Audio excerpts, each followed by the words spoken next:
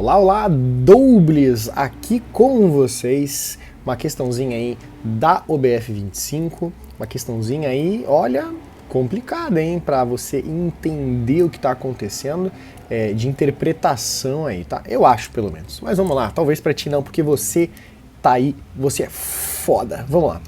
Panelas de fundo triplo compostas por uma camada intermediária de cobre entre duas camadas de aço inox são amplamente utilizados em cozinhas profissionais. Fiz aqui, né, embaixo, uau, né? Uma arte aqui que poucos, né, fizeram, o próprio Da Vinci brasileiro, né? Temos aqui 3 camadinhas. Em branco aqui seria a parte do aço inox e aqui em amarelo seria a parte do cobre que eu quis fazer. A camada de cobre é excelente condutor térmico, distribui o calor uniformemente, enquanto que o aço oferece maior resistência mecânica e resistência à oxidação.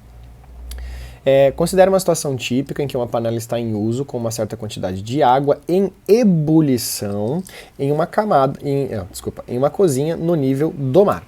A boca do fogão permanece em uma potência de 1.500 watts e o fundo da panela tem área de 300 centímetros quadrados.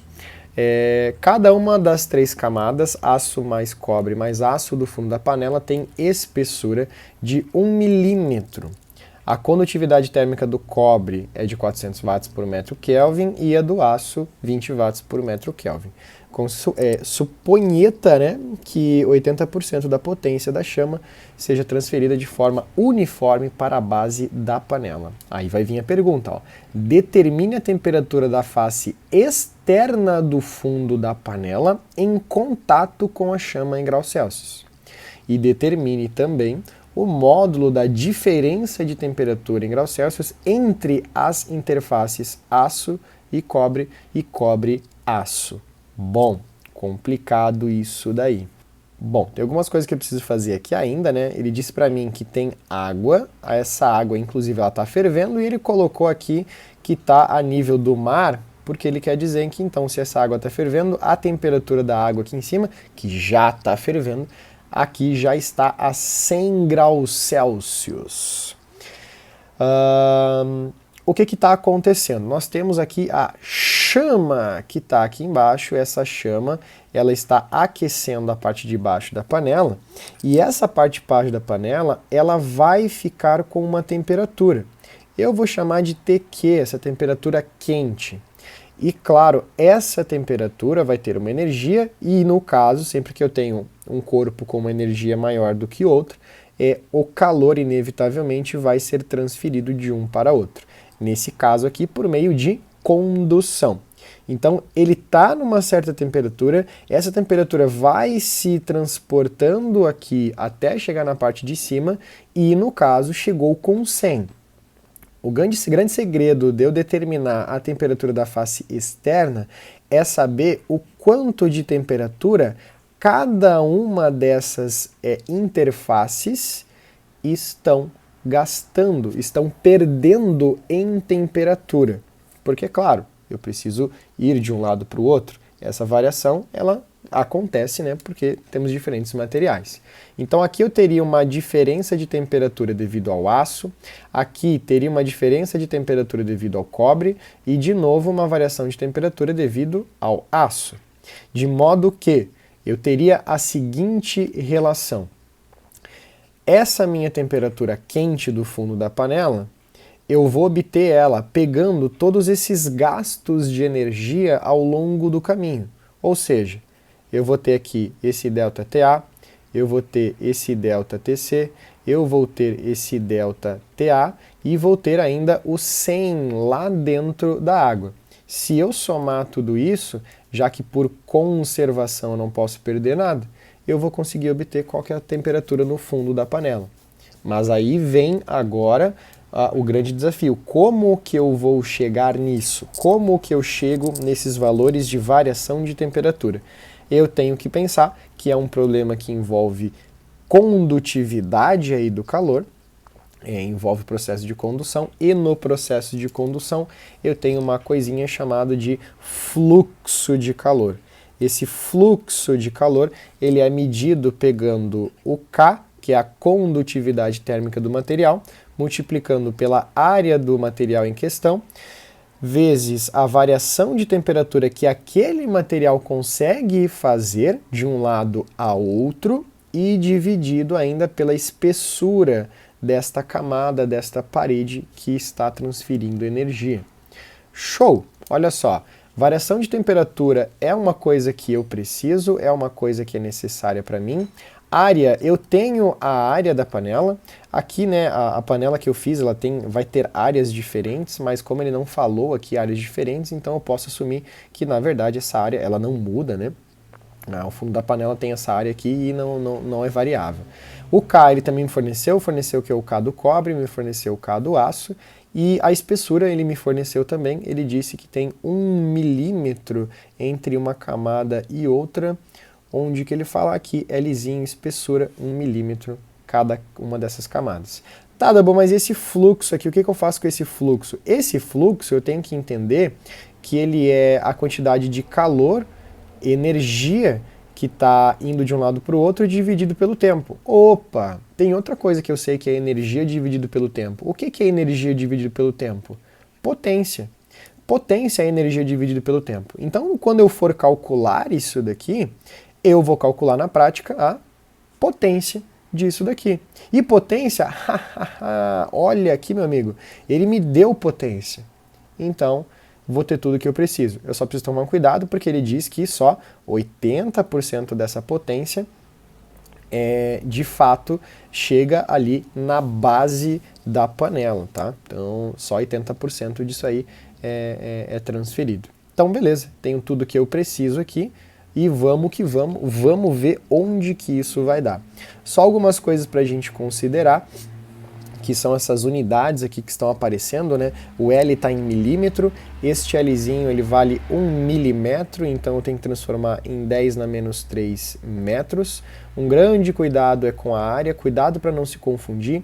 Quando ele coloca 300 centímetros quadrados, não basta você escrever 300 e o centi, que é 10 na menos 2 metros quadrados. Isso aqui é balela, isso aqui é mentira, porque tanto o centi como o metro estão aqui ao quadrado. Então, na prática, esse 10 na menos 2, ele vira 10 na menos 4 quando a gente coloca na nossa equação. Como o meu interesse também vai ser aqui a variação de temperatura, então eu vou fazer o seguinte, eu já vou fazer a mão de isolar ela para a nossa conta já ser um pouquinho mais direta. Eu vou deixar o ΔT aqui em cima, o nosso alecrim dourado, e eu vou passar tudo para o outro lado. Eu vou passar o L para cá multiplicando, o A dividindo e o K dividindo também. Quando eu faço isso, eu chego em ΔT igual a P vezes L dividido por A vezes K, ou K vezes A, tanto faz. K vezes A, então, só para manter o padrão. É só um detalhe, né? A unidade, de fato, eu tinha que trocar aqui. A espessura eu tinha que trocar, mas veja que o watt já está me dando em sistema internacional. Aqui tem watt, tudo certo. Aqui tem metro, tudo certo. Tem Kelvin, tudo certo. Então, o K eu não preciso mudar. Bom, então vamos lá, vamos descobrir quanto que vale esse ΔTA, quanto que vale esse ΔTC, com base nos dados que ele forneceu para nós. Vamos dizer que a gente já pode começar, né, a letra A. Letra A, então, deixa eu descobrir quanto que vale a variação no aço. A variação no aço, tá, só um detalhe, né, eu preciso fazer 80% daquela potência. Essa potência, vamos chamar de efetiva, né, que de fato chega lá. É de 80% dos 1.500 watts, então chega ali para nós apenas 1.200 watts. Beleza, agora sim a gente pode continuar. Para o A, então vai ficar em 1.200 vezes 1 vezes 10 na menos 3, dividido pelo K do aço. O K do aço aqui ele vale 20. Então vamos colocar o 20 aqui, vezes a área, que é 300 vezes 10 na menos 4. Daqui algumas coisinhas boas podem ser cortadas, podem acontecer. Aqui vamos pegar o vermelho de sangue. Quando eu venho para cá, eu sei que tem 0, 0, 0, 0. Temos zeros positivos em cima, zeros positivos embaixo. quando eu jogar aqui para cima o 10 na menos 4, esse 10 na menos 4 ele vai passar positivo para mim. Na verdade, eu posso fazer o seguinte, né? Ó, quando eu corto esse 10 na menos 3 com 10 na menos 4, sobra 10 na menos 1, só que eu tenho um 20 aqui multiplicando todo mundo. Então, na prática, né, esse 10 na menos 1 também é cortado com esse 0 aqui do 20 que está sobrando. Potências de 10, zeros sumiram todos. O que vai sobrar aqui para mim é 12 dividido por 4, né? Olha, veja a matança que a gente fez, mas que belo resultado que vai fornecer, que é 2 graus Celsius. Então, a variação que acontece em cada uma das camadas de aço é de 2 graus Celsius. Lembre-se aqui, nós temos 2 camadas, então ao todo já temos 4 graus Celsius aí a serem considerados. Quando eu vou analisar aqui a variação de temperatura do cobre, então é o mesmo 1200, o mesmo 1 vezes 10 na menos 3, é o mesmo, aliás não é o mesmo agora é 400 aqui embaixo, e o mesmo 300 vezes 10 na menos 4. Vou fazer o mesmo esquema, cortei 2 zeros aqui, cortei este com este, sobrou menos 1, só que eu vou pegar emprestado esse menos 1 e vou cortar um zero aqui do 40, vai sobrar para mim 12 dividido por 120, e 12 dividido por 120 me traz um resultado de 0,1 graus Celsius. Double, você chamou de grau Celsius, mas o K ele está aqui em Kelvin. Lembra que variação em Celsius é igual a variação em Kelvin, né? Por isso que eu já estou colocando aqui em Celsius. Bom, se a gente usar a nossa equação então aqui em cima, a partir disso daqui eu vejo que a temperatura do fundo da panela tem que ser 2 vezes esse cara aqui, então é 4 graus para as duas variações de temperatura da parte de aço, mais 0,1 da parte aqui do cobre e mais os 100 que tem que ter lá em cima, né? Então, ao todo, a temperatura do fundo da panela, ela está em 104,1 graus Celsius. Sensacional, galera. Pô, animal uma pergunta dessa, tá? Muito massa essa relação aqui. É claro que, pô, para uma prova, né, no dia, vendo agora que já passou a prova, nossa, é muito massa. Mas no dia da prova, bom, vamos lá, né? Vocês estão preparados, vamos lá. Ainda ele quer determinar o modo da diferença de temperatura em graus Celsius entre as interfaces aço-cobre e cobre-aço. Ele quer, galera, a gente fez tudo isso para dizer que ele quer essa variação aqui, ó.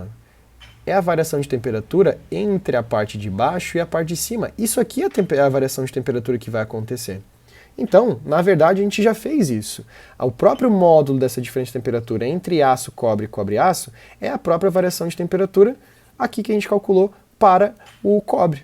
Então, na letra B, a gente vai dizer que essa variação de temperatura é igual à variação de temperatura ali para o cobre e que essa variação de temperatura do cobre, que a gente já calculou, é de 0,1 graus Celsius.